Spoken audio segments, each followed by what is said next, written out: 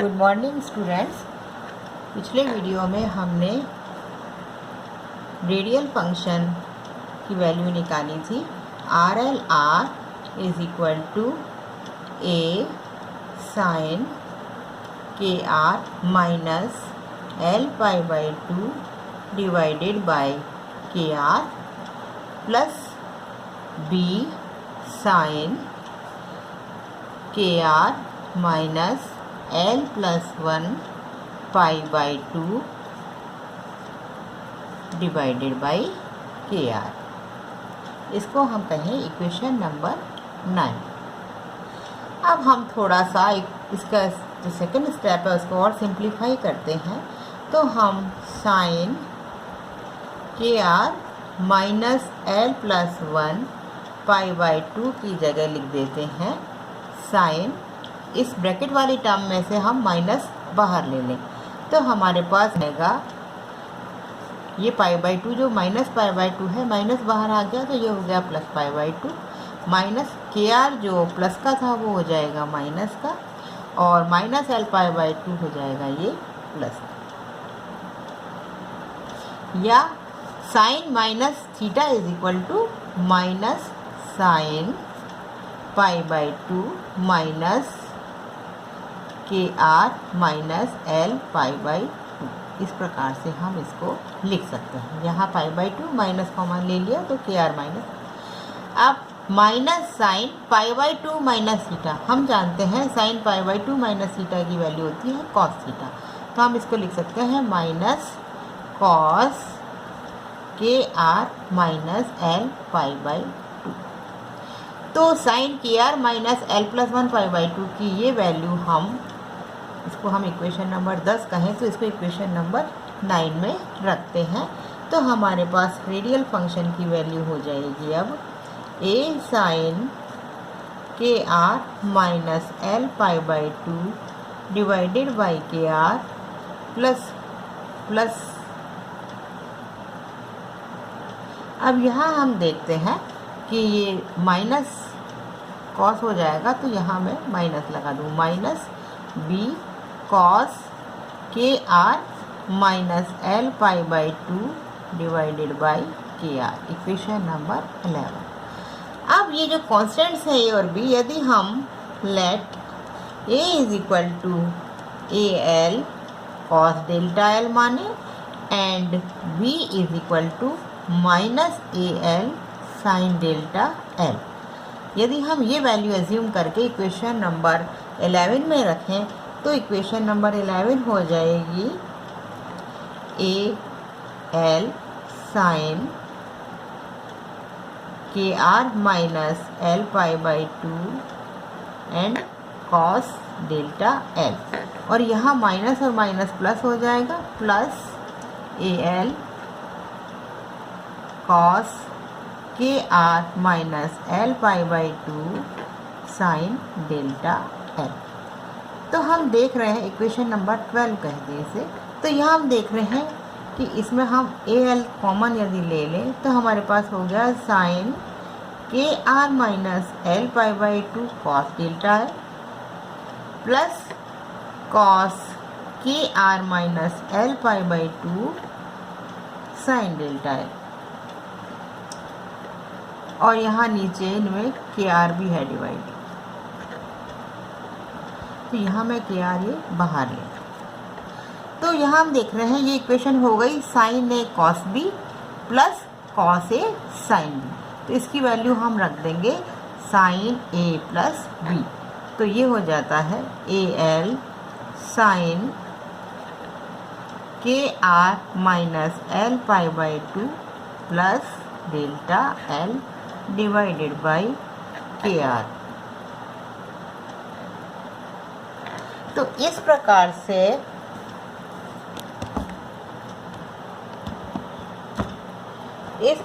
से हमारे पास equation number 13 आ गई, जिसमें radial function R L R is equal to हो गया ए एल साइन के are minus L pi by two plus delta l upon के आर। अब हम इस रेडियल फंक्शन की वैल्यू इक्वेशन नंबर 2 में रखते हैं और जो टोटल वेव फंक्शन है उसको वैल्यू लिखते हैं।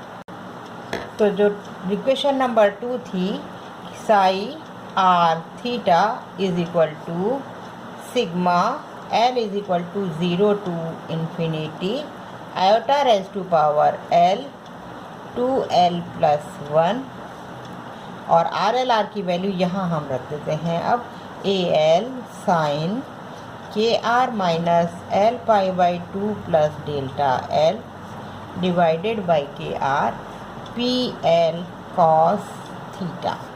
ये हो जाएगी इक्वेशन नंबर 14। ठीक है, अब हम यहाँ आप कहेंगे कि ये डेल्टा एल क्या है, तो हम कहेंगे कि delta l is the phase shift due to presence of scattering potential. यानी कि जब कोई इंसिडेंट पार्टिकल या इंसिडेंट बीम ऑफ पार्टिकल आती है तो उसकी वेव में स्कैटरिंग के बाद स्कैटरिंग पोटेंशियल की वजह से जो फेज शिफ्ट होता है डेल्टा एल यहाँ उसको निरूपित करता है। अब हम आगे स्टडी करते हैं। तो आगे बढ़ने के लिए अब हम ये मान लें कि स्कैटरिंग सेंटर क्या है, यहाँ हमारा टारगेट यानी प्रोटॉन। तो स्कैटरिंग सेंटर से लार्ज डिस्टेंस पर अगर हम देखें या स्कैटरिंग सेंटर से टारगेट से लार्ज डिस्टेंस से हम देखें तो जो टोटल सॉल्यूशन है वो इस प्रकार की फॉर्म में दिखेगा। Total solution psi is equal to psi incident plus psi scatter. यानी कि हम बहुत दूर से देखें तो हमारे पास टोटल सॉल्यूशन हो जाएगा incident wave function plus scatter wave function. या हम इसको इस प्रकार से भी लिख सकते हैं E raise to power iota K Z plus E raise to power iota के are upon R F theta. ये फर्स्ट टर्म बताती है इंसिडेंट बीम को। तो फर्स्ट टर्म क्या है, यहाँ first term E raise to power iota K Z represents a plane wave describing a beam of particles moving in the z direction towards the scattering center और target. यानी कि target की तरफ z direction में आने वाली beam of particles को represent करती है। It represents a plane wave describing beam of particle which is moving in z direction and incidenting on scattering target. तो हमने बताई थी कि इंसिडेंट बीम जेड डायरेक्शन के अलोंग है। अब ये बताता है स्कैटर्ड वेव फंक्शन को। तो स्कैटर्ड वेव फंक्शन में हम देख रहे हैं कि हमने जेड की जगह आर लिखा है, यानी कि स्कैटर्ड पार्टिकल्स हर दिशा में हो सकते हैं। और यहाँ ये एफ थीटा क्या है, तो यहाँ ये कॉम्प्लेक्स क्वांटिटी है। F theta is a complex quantity. तो यहाँ F theta is a complex quantity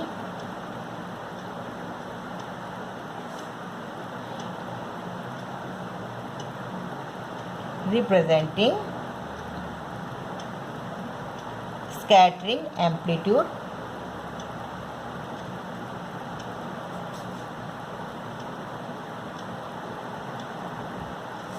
in the direction theta। यानी कि ये इसका एंगुलर डिस्ट्रीब्यूशन बताती है स्कैटर्ड पार्टिकल। ये तो आर डायरेक्शन में स्कैटर्ड वेव है और ये scattering amplitude in the direction of theta, और ये एक कॉम्प्लेक्स क्वांटिटी होता है। अब यहाँ हमने आर क्यों लगाया, ये आर क्यों लगाया इसको हम इस प्रकार से आपको समझाते हैं कि माना कि हम कंसीडर करें कि कोई स्फेयर है, ये सपोज बीच में है स्कैटरिंग सेंटर, और ये आर त्रिज्या और r plus delta r d r, ये दो स्फेरिकल शेल हैं। तो इनके बीच की ये जो शेल है आर और आर प्लस dr त्रिज्या के बीच की जो स्फेरिकल शेल है इसका वॉल्यूम होगा, तो हम कहेंगे volume of a spherical shell between r and r plus dr radius sphere, तो इसका वॉल्यूम होगा 4 पाई r स्क्वायर dr। और हम जानते हैं कि density is inversely proportional to v। Density is always inversely proportional to volume, तो हम कहेंगे कि density is inversely proportional to r square. और हम जानते हैं कि probability of finding the particle, probability is proportional to density. जितनी ज़्यादा डेंसिटी होगी उतनी ही ज़्यादा प्रोबेबिलिटी होगी। तो probability is proportional to density and density is proportional to 1/r square. तो हम कहेंगे कि probability is inversely proportional to r square and probability is proportional to square of amplitude of the scattered wave. तो probability is proportional to the square of amplitude of square wave, scattered wave। तो हम कहेंगे कि so the scattered wave amplitude is proportional to 1/r। एक बार फिर से समझाते हैं कि ये स्कैटरिंग सेंटर है और इसके चारों तरफ हर डायरेक्शन में स्कैटर्ड पार्टिकल्स जा रहे हैं। अब हम यहाँ r और r प्लस dr त्रिज्या के बीच के स्फेरिकल शेल पर विचार करें तो उसका वॉल्यूम होगा 4 पाई r स्क्वायर dr। तो इस वॉल्यूम में तो हम जानते हैं density is inversely proportional to volume. तो पार्टिकल्स के पाए जाने की डेंसिटी 1/r स्क्वायर के प्रोपोर्शनल हो जाएगी। और हम जानते हैं कि पार्टिकल्स के पाए जाने की प्रोबेबिलिटी डेंसिटी के प्रोपोर्शनल होती है। तो हम कहेंगे कि probability is proportional to density which is in further proportional to 1/r square. तो यानी प्रोबेबिलिटी भी 1/r स्क्वायर के प्रोपोर्शनल हो जाएगी। और प्रोबेबिलिटी स्कैटर्ड वेव एम्पलीट्यूड के बराबर होती है। तो हम कहेंगे scattered wave amplitude is proportional to 1/r। तो यहाँ जो स्कैटर्ड पार्ट है यहाँ पर हम 1/r लिखते हैं।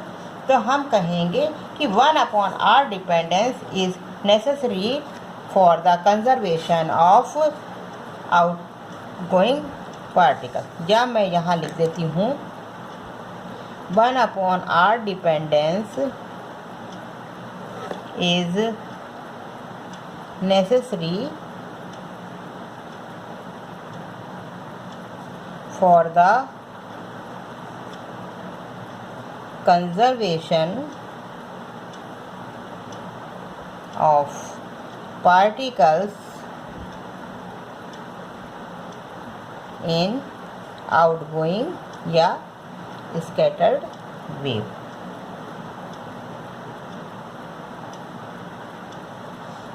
तो ये 1/r टर्म को हम इस प्रकार से समझाते हैं कि स्कैटर्ड वेव एम्पलीट्यूड 1/r के प्रोपोर्शनल होती है। अब हम जो इक्वेशन हमारी टोटल वेव फंक्शन आया था psi is equal to e⁻i⁻k z plus e⁻i⁻k r/r/f theta. यहाँ पर इस फर्स्ट टर्म को हम पार्शियल वेव्स की फॉर्म में लिख देते हैं। तो ये हो जाती है psi r theta when r tends to infinity, scattering में r टेंस टू इन्फिनिटी ही लिखेंगे, i⁻l 2l + 1 sine kr minus l π/2 divided by kr pl cos theta. अब यहाँ आप देख रहे हैं कि मैंने डेल्टा एल नहीं लिखा क्योंकि ये इंसिडेंट वेव है। यहाँ पर फेज शिफ्ट नहीं हुआ है, ये केवल z डायरेक्शन में इंसिडेंट होने वाली प्लेन वेव को हमने लिखा है। और दूसरा ये स्कैटर्ड पार्ट जो है इसको मैं यहाँ लिख देती हूँ f theta E raise to power iota के आर अपॉन आर। इसको हम कहेंगे इक्वेशन नंबर 15, क्योंकि हमने 14 पिछली वाली लिखी। अब ये इक्वेशन जो है ये इक्वेशन नंबर 14 के बराबर होनी चाहिए। यहाँ हमने इंसिडेंट और स्कैटर्ड ये दोनों वेव लिखी और इक्वेशन 14 बताती है total wave function from the infinite distance from the scattering centre. तो so now equating equation number 14 and 15।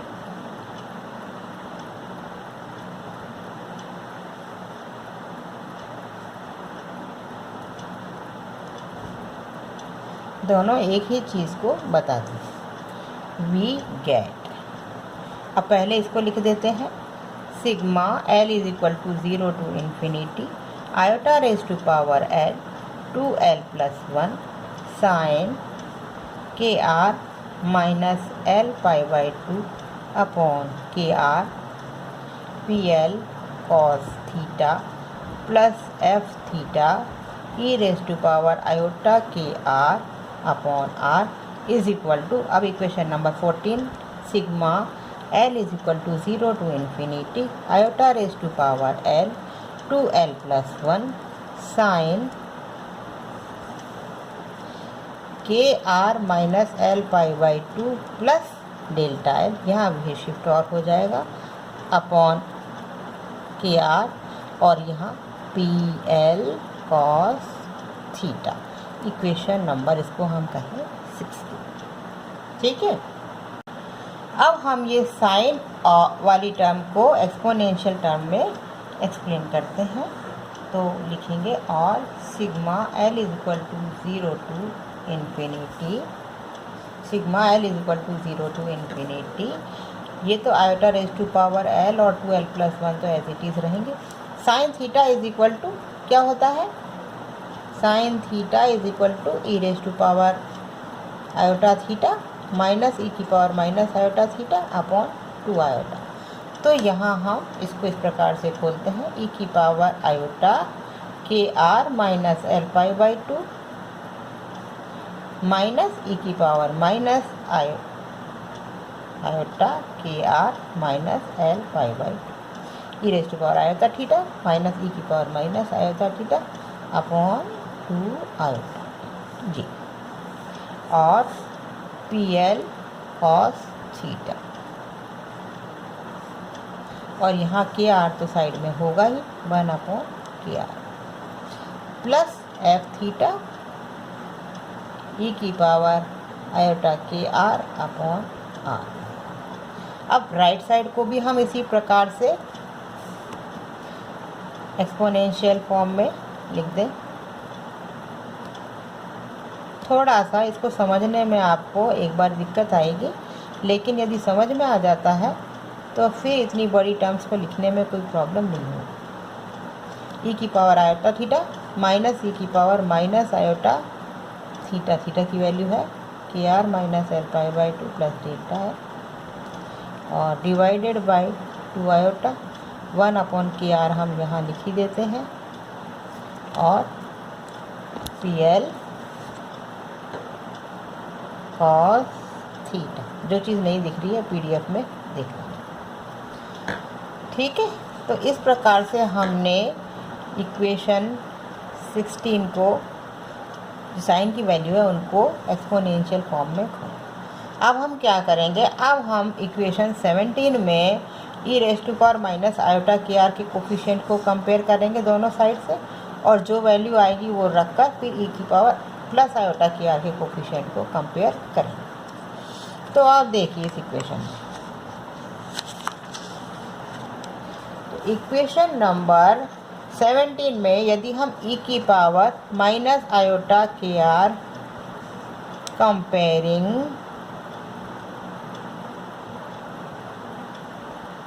Coefficient of e raise to power minus iota के आर इन इक्वेशन नंबर 7, तो यहाँ क्या है, ई की power minus iota के r का coefficient यहाँ है iota raise to power L 2l plus 1 iota raise to power L 2l plus 1 और माइनस का तो यहाँ मैं लिख देती हूँ।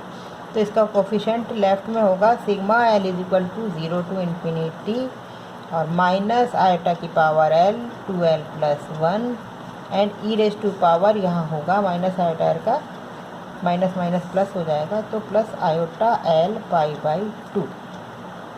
ठीक है। और राइट साइड में क्या होगा, राइट साइड में आप देखिए sigma L is equal to 0 to infinity और वही आई की पावर एल 2l प्लस 1 और यहाँ पर है ई की पावर माइनस माइनस तो है ही साइड में और ये हो जाएगा E raise to power iota L pi by 2। ये आयोटा माइनस माइनस प्लस हो जाएंगे और माइनस आयोटा डेल्टा एल। बाकी ये 1/KR/PL cos theta divided by 2 iota, ये तो दोनों जगह। तो यहाँ हम देखते हैं ये भी दोनों जगह है, माइनस आयोटा की पावर एल 2l प्लस भी दोनों जगह है, ये भी दोनों जगह है। और यहाँ पर एक चीज़ और आएगी, ये आप देखिए यहाँ हम AL लिखना भूल गए, AL और आएगा AL ना, यहाँ भी AL आएगा और यहाँ भी AL और आएगा। तो यहाँ हम कहें कि और AL ई की पावर ये iota L pi by 2 cancel हो जाएगा, बच जाएगा minus iota delta l is equal to 1। या हम कहें कि AL की वैल्यू हमें यहाँ से मिलेगी आयोटा डेल्टा एल, इसको हम कहें इक्वेशन नंबर 18। तो इस प्रकार से इक्वेशन नंबर 14 में हमने AL लिखा था, लेकिन यहाँ हम 15 में और 16 में लिखना भूल गए। तो आप लोग लिख लीजिए, यहाँ राइट साइड में AL आएगा। तो AL की वैल्यू जो हमने एज्यूम की थी कि A is equal to AL cos delta L और B is equal to minus AL sine delta l, तो वो वैल्यू यहाँ से आ गई। तो AL is equal to e की पावर आयोटा डेल्टा एल। अब हम AL की ये वैल्यू इक्वेशन नंबर 17 में रखेंगे और फिर ई की पावर प्लस आयोटा KR के कोफिशिएंट को कंपेयर करते हैं।